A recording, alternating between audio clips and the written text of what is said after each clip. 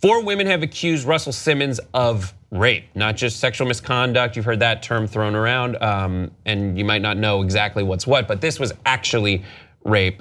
Drew Dixon is one of them, saying that he regularly exposed his erect penis to her. And there are various other ones that range from 1988 to 2014. You may have heard that Russell Simmons was part of those allegations against Brett Ratner that said Russell was there and complicit and didn't offer any help. He denied it. Then after that, you should really read the account by Jenny Lumet, who wrote Rachel Getting Married.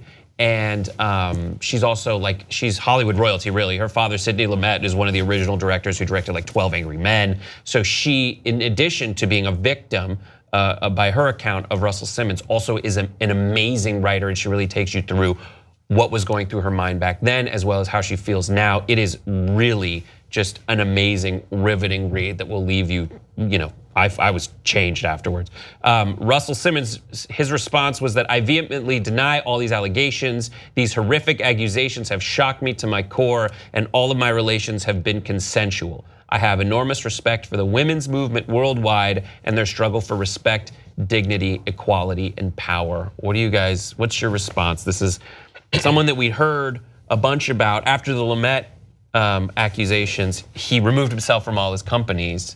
What do you think first about his response to this, saying I vehemently deny these things? I have enormous respect for women's movement worldwide and their struggle for respect, dignity, equality, and power. I mean, I would say I'm not surprised that he's denying it, just because the accusations are so heinous. However, the accounts that these women are giving are so detailed. Right. And so, and they're all very, very similar. And all these women have said that they've told people in their lives when it happened that it happened. So for him to, if that's his response, that's fine. But I think that he's not taking full responsibility for his actions and for how he treated these women. And it's not fair to them. And also, I don't know. I just feel like it's not a responsible way to respond to accusations like this. Yeah, for me, I remember I covered the initial accusation against him of misconduct and on the main show for TYT. We were there. We both on that we episode. both did that one, and I remember sort of reading it through and feeling a little bit like it was maybe the tip of the iceberg, because his behavior was so strange and the allegations were so detailed. And what sticks out for me with the new allegations coming forward is the corroboration of the number of people that say that this happened to them with those details, and then also the other people that they spoke to at the time. I also think that it's worth explaining the position of power that he is in, because I'm someone that was sort of unfamiliar. I knew his name, but I didn't really know the number of different business ventures he had a hand in. So can you kind of explain that, Brett? So he is a record mogul, a fashion mogul, a television mogul, a producer. He is movies. He has spanned really the gamut and has his hands in a lot of different activities over the years. So when people say he removed himself from his businesses, those are a ton of different businesses. And Drew Dixon, the first person listed in a new article that's out, she says that she worked for him. Right. There's other people who didn't work for him but were part of his label, and he would dangle the promise of helping their careers. It's Tina Baker says, and then you read about all that they went through in the actual experience, where some just said, I waited for it to be over. Like, I'd been to his house before and nothing happened because I was always around people, but then the ability to get someone alone. The Jenny Lumet one is just terrifying because she got in his car to get a ride home to her house. And she said multiple times where she lived, and he was like, no. And then she looked to the driver for help, and he was unreadable. And then it wasn't that she was dragged or forced or anything, but the way that they got out of the car, it was like a guy that had a lot of power and someone who worked for him. And they were both on either side of me, and there was no choice but to get into this elevator, which wasn't in the main entrance.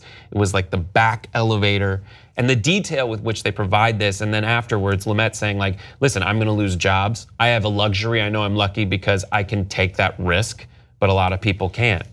I'm gonna read another one of his responses because there have different levels of him having to respond because there's been 3 different waves of these accusations. He says, I've rededicated myself to spiritual learning, healing, and working on behalf of the communities to which I've devoted my life.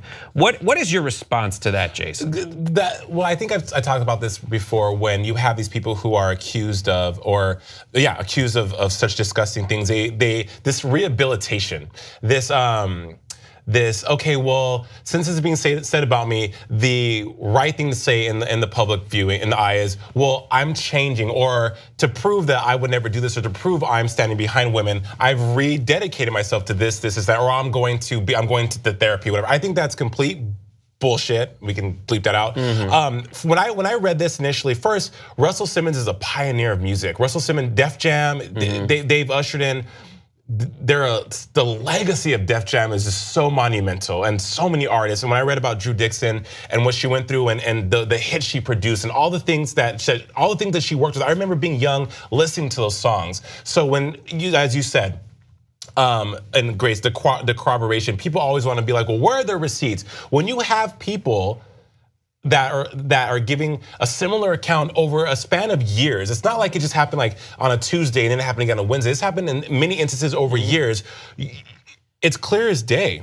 And I'm sorry, Grace, when he goes on to say that he's rededicating his life, well, you have 2 grown daughters now. You know, like think of, these men don't think about, what if someone was doing that to your own daughter? Yes, to Mingli and Aoki Lee with Kimora, who I'm waiting to see Kimora Lee Simmons give some kind of statement in regards, because she was married to him the longest. Yeah.